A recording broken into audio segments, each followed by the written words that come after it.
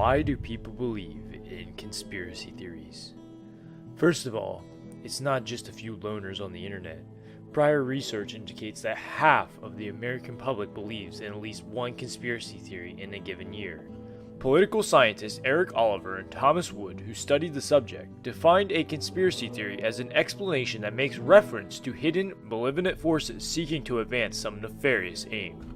A conspiracy theory does not have to be untrue, but it does contradict the usual, popular accepted version of the same event or phenomenon. Once a conspiracy theory becomes the accepted explanation, it stops being a conspiracy theory and becomes a fact of history. This certainly is one reason people continue to believe. They hope their views will eventually be proven right. Here are some of the most common conspiracy theories of the recent past. Secret societies control the world. If you are really a member of the global elite, you would already know this. The world is ruled by a powerful, secretive few. Many of the rest of us peons have heard that in 2004, both candidates for the White House were members of the Yale University secretive Skull and Bone Society. Many of those members have risen to powerful positions. But the Skull and Bones is a small potato compared with the mysterious cabals that occupy virtually every seat of power, from the corridors of the government to the boardrooms of Wall Street. Take the Illuminati, for example, a sect said to have originated in the 18th century Germany and which is allegedly responsible for the pyramid and eye symbol on the $1 bill. They intend to foment world wars to strengthen the argument for the creation of a worldwide government. Or consider the Freemasons, who tout their group as the oldest and largest worldwide fraternity and boast alumni like George Washington himself. Some think that despite donating heaps of cash to charity, they're secretly plotting your undoing in Masonic temples all across the world. Or maybe some theorize that guys pulling the strings aren't concealed in the shadows at all.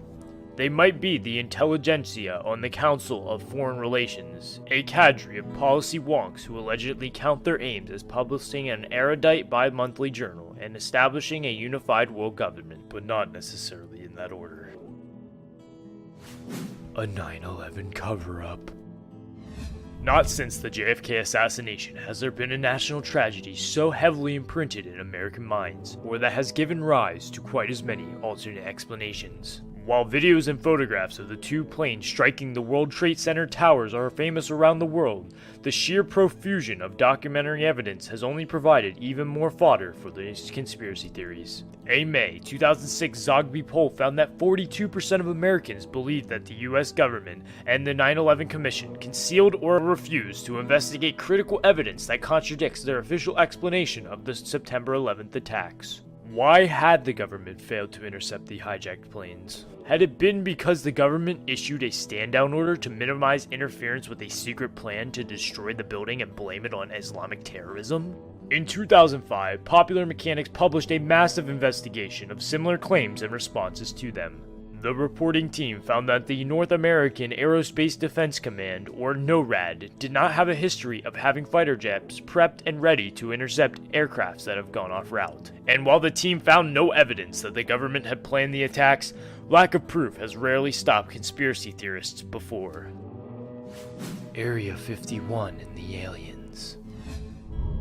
We may have to tang thanks to the space program on this one, but who were the ones to give us such innovations as the stealth fighter and Kevlar? Well, aliens, of course. Conspiracy theorists believe that the remains of crashed UFOs are stored at Area 51, an Air Force base about 150 miles from Las Vegas, where government scientists reverse engineer the aliens' highly advanced technology. Fodder for this had come from a variety of supposed UFO sightings in the area, and testimony from a retired Army colonel who says he was given access to extraterrestrial materials gathered from an alien spaceship that crashed in Roswell, New Mexico. Some believe that the government studies time travel at Area 51, also known as Groom Lake or Dreamland. The government has developed advanced aircraft and weapons systems at nearby Nellis Air Force Base, including stealth bombers and reconnaissance planes. And the government's official line that details Area 51 as classified for purposes of national security is only seen as farther proof that the military is hiding aliens or alien spacecrafts. The JFK Assassination. This much we can stipulate. President John F. Kennedy was assassinated on November 22nd, 1963, struck by 2 bullets, one in the head and one in the neck, while riding in an open-top limo throughout Dealey Plaza in Dallas. Lee Harvey Oswald was charged with killing him, and a presidential commission headed by Chief Justice Earl Warren found that Oswald had acted alone. But that conclusion hasn't passed muster with the public. A 2003 ABC News poll found that 70% of Americans believe that JFK's death was a result of a broader plot. Some say the trajectory of the bullets didn't quite square up with Oswald's perch on the 6th floor of the Texas School Book Repository. Others suggest a second gunman, perhaps on the grassy knoll of Dealey Plaza, had participated in the shooting. Others believe in an even broader conspiracy. Was Kennedy killed by a CIA agent acting either out of anger over the Bay of Pigs or at the behest of Vice President Lyndon Johnson? By KGB operatives? Or maybe even mobsters mad at Kennedy's brother for initiating the prosecution of organized crime rings? Speculations over one of history's most famous political assassination is such a popular parlor game that most people have taken rumors to heart. Just 32% of those polled by ABC believed Oswald carried out the killing on his own. The moon landings.